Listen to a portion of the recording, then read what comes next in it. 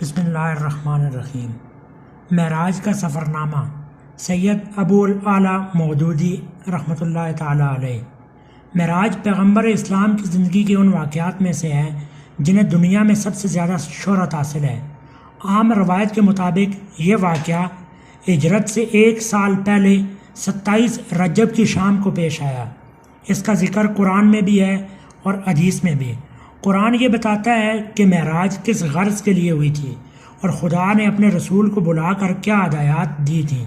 حدیث یہ بتاتی ہے کہ معراج کس طرح ہوئی اور اس سفر میں کیا واقعات پیش آئے۔ اس واقعے کی تفصیلات 28 ہم اثر راویوں کے ذریعے ہم تک پہنچی ہیں۔ 7 راوی وہ ہیں جو خود معراج کے زمانہ میں موجود تھے اور 21 وہ ہیں جنہوں نے بعد میں نبی صلی اللہ علیہ وسلم کی اپنی زبان مبارک سے اس کا قصہ سنا۔ مختلف روایتیں قصہ کے مختلف پہلوؤں پر روشنی ڈالتی ہیں اور سب کو ملانے سے ایک ایسا سفرنامہ بن جاتا ہے جس سے زیادہ دلچسپ، معنی خیز اور نظر افروز سفرنامہ انسانی لٹریچر کی پوری تاریخ میں نہیں ملتا۔ حضرت محمد صلی اللہ علیہ وسلم کو پیغمبری کے منصب پر سرفراز ہوئے 12 سال گزر چکے تھے۔ 52 برس کی عمر تھی۔ حرم کعبہ میں سو رہے تھے۔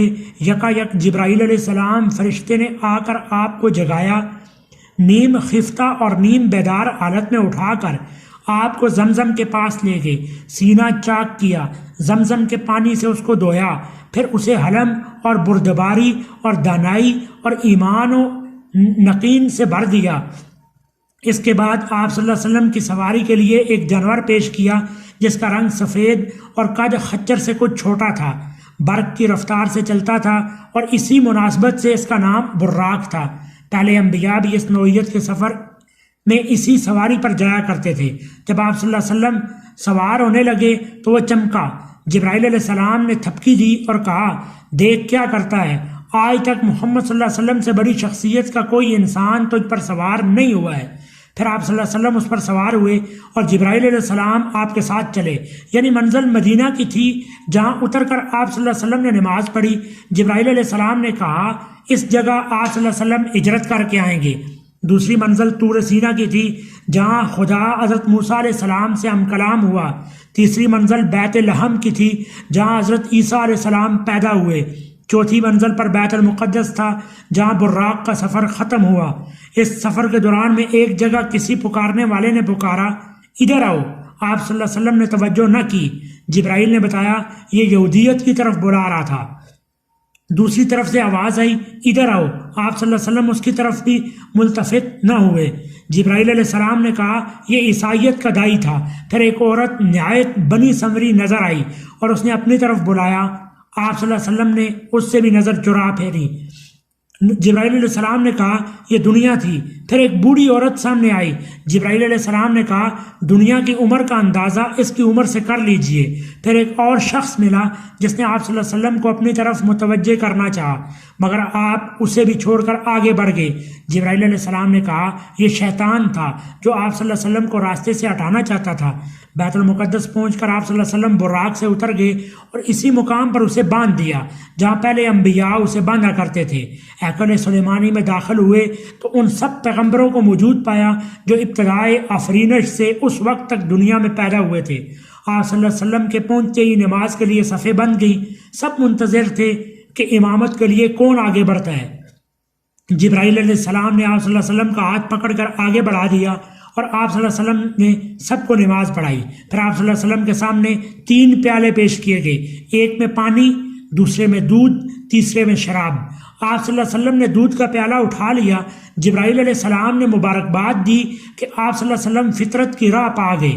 اس کے بعد ایک سیڑھی آپ کے سامنے پیش کی گئی اور جبرائیل علیہ السلام اس کے ذریعے سے آپ صلی اللہ علیہ وسلم کو آسمان کی طرف لے چلے۔ عربی زبان میں سیڑھی کو معراج کہتے ہیں اور اسی مناسبت سے یہ سارا واقعہ معراج کے نام سے مشہور ہے۔ پہلے آسمان پر پہنچے تو دروازہ بند تھا۔ محافظ فرشتوں نے پوچھا کون آیا ہے؟ جبرائیل علیہ السلام نے اپنا نام بتایا۔ پوچھا تمہارے ساتھ کون ہے؟ جبرائیل علیہ السلام نے کہا محمد صلی اللہ علیہ وسلم۔ پوچھا کیا انہیں بلایا گیا ہے؟ کہا ہاں۔ تب دروازہ کھلا اور آپ صلی اللہ علیہ وسلم کا پرتپاک خیر مقدم کیا گیا۔ یہاں آپ صلی اللہ علیہ وسلم کا تعارف فرشتوں اور انسانی ارواح کی ان بڑی بڑی شخصیتوں سے ہوا جو اس مرحلہ پر مقیم تھی۔ ان میں نمایاں شخصیت ایک ایسے بزرگ کی تھی جو انسانی بناوٹ کا مکمل نمونہ تھی۔ چہرے، مورے اور جسم کی ساخت میں کسی پہلو سے کوئی نقص نہ تھا۔ جبرائیل علیہ السلام نے بتایا یہ آدم علیہ السلام ہے، آپ کے مورت سے اعلیٰ۔ ان بزرگ کے دائیں بائیں بہت لوگ تھے۔ وہ دائیں جانب دیکھتے تو خوش ہوتے اور بائیں جانب دیکھتے تو روتے۔ پوچھا یہ کیا ماجرا ہے؟ بتایا کہ یہ نسل آدم علیہ السلام ہے۔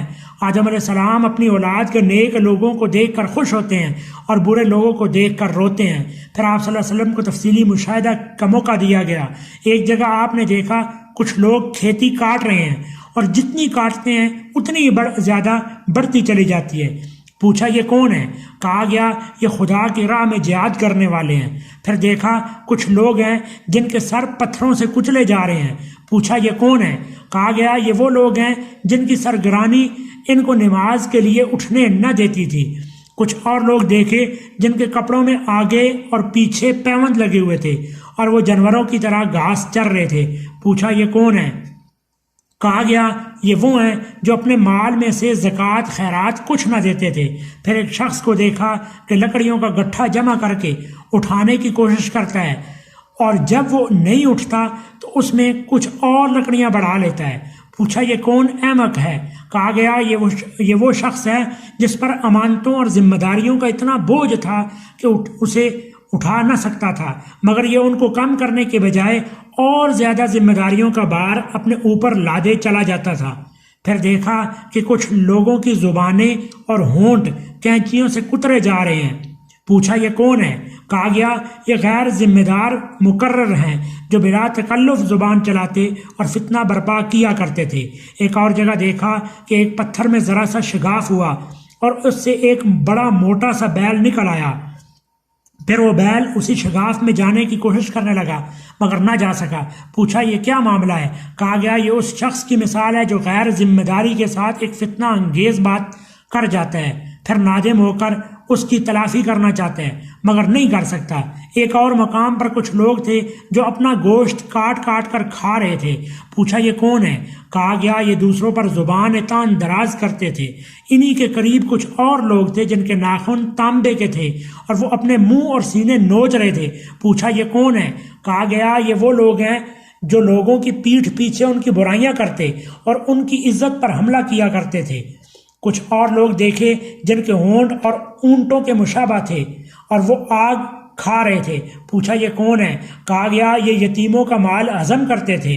پھر دیکھا کچھ لوگ ہیں جن کے پیٹ بے انتہا بڑے اور سانپوں سے بھرے ہوئے ہیں، آنے جانے والے ان کو رونتے ہوئے گزر جاتے ہیں مگر وہ اپنی جگہ سے ہل نہیں سکتے۔ پوچھا یہ کون ہے؟ کہا گیا یہ سود خور ہیں۔ پھر کچھ اور لوگ نظر آئے جن کے ایک جانب نفیس چکنا گوشت رکھا تھا اور دوسری جانب سڑا ہوا گوشت جس سے سخت بدبو آ رہی تھی۔ وہ اچھا گوشت چھوڑ کر سڑا ہوا گوشت کھا رہے تھے۔ پوچھا یہ کون ہے؟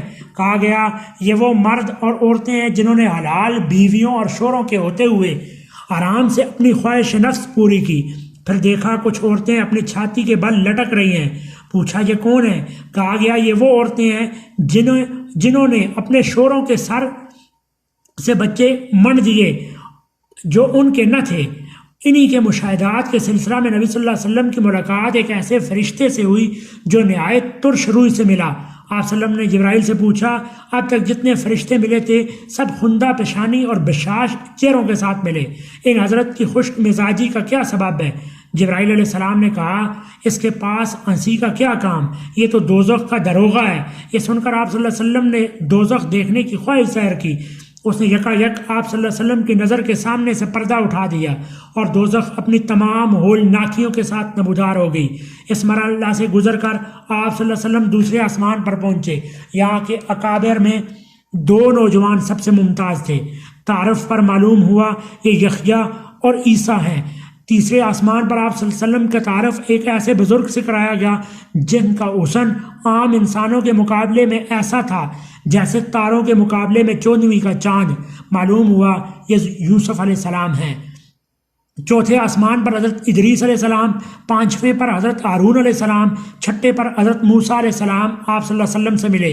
ساتویں آسمان پر پہنچے تو ایک عظیم الشان بیت المعمور دیکھا جہاں بے شمار فرشتے آتے اور جاتے تھے۔ اس کے پاس آپ صلی اللہ علیہ وسلم کی ملاقات ایک ایسے بزرگ سے ہوئی جو خود آپ صلی اللہ علیہ وسلم سے بہت مشابہ تھے۔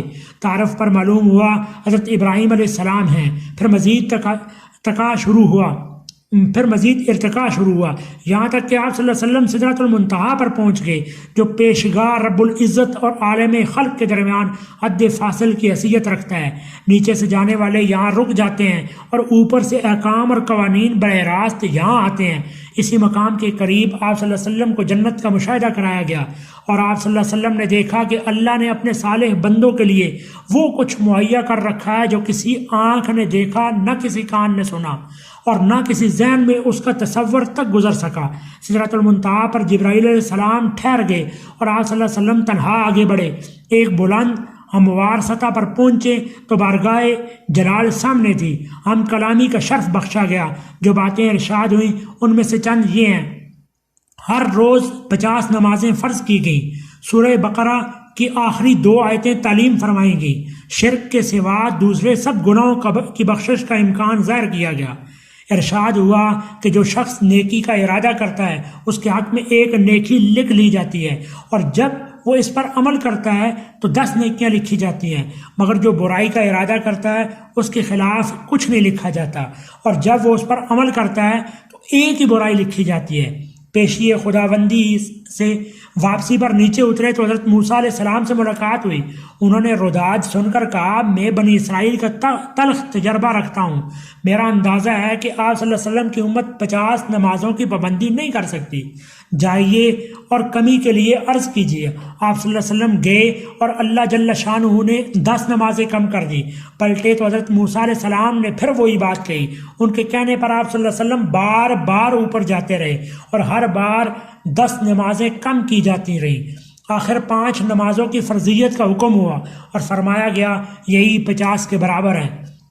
واپسی کے سفر میں آپ صلی اللہ علیہ وسلم اسی سیڑھی سے اتر کر بیت المقدس آئے۔ یہاں پھر تمام پیغمبر موجود تھے۔ آپ صلی اللہ علیہ وسلم نے ان کو نماز پڑھائی جو غالباً فجر کی نماز تھی۔ پھر براق پر سوار ہوئے اور مکہ واپس پہنچ گئے۔ صبح سب سے پہلے آپ صلی اللہ علیہ وسلم نے اپنی چچا زاد بہن ام ہانی کو یہ روداد سنائی۔ پھر باہر نکلنے کا قصد کیا۔ انہوں نے آپ صلی اللہ علیہ وسلم کی چادر پکڑ لی اور کہا، خدا کے لیے یہ قصہ لوگوں کو نہ سنائیے گا ورنہ ان کو آپ صلی اللہ علیہ وسلم کا مذاق اڑانے کا ایک اور شوشہ ہاتھ آ جائے گا۔ مگر آپ یہ کہتے ہوئے باہر نکل گئے کہ میں ضرور بیان کروں گا۔ حرم کعبہ میں پہنچے تو ابو جہل سے آمنا سامنا ہوا۔ اس نے کہا، کوئی تازہ خبر؟ فرمایا ہاں۔ پوچھا کیا؟ فرمایا کہ میں آج کی رات بیت المقدس گیا تھا۔ کہا بیت المقدس راتوں رات ہو آئے اور صبح یہاں موجود ہو؟ فرمایا ہاں۔ کہا قوم کو جمع کروں، سب کے سامنے یہی بات کہو گے؟ فرمایا بے شک۔ ابو جہل نے آوازیں دے دے کر سب کو جمع کر لیا اور کہا، لو اب کہو۔ آپ نے سب کے سامنے پورا قصہ بیان کر دیا۔ لوگوں نے مذاق اڑانا شروع کر دیا۔ 2 مہینے کا سفر ایک رات میں؟ ناممکن، محال۔ پہلے تو شک تھا، اب یقین ہو گیا کہ تم دیوانے ہو گئے ہو۔ آنن فانن یہ خبر تمام مکہ میں پھیل گئی۔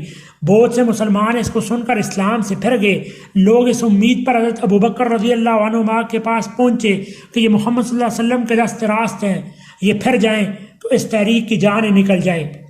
انہوں نے یہ قصہ سن کر کہا، اگر واقعی محمد صلی اللہ علیہ وسلم نے یہ واقعہ بیان کیا ہے تو ضرور سچ ہوگا، اس میں تعجب کی کیا بات ہے؟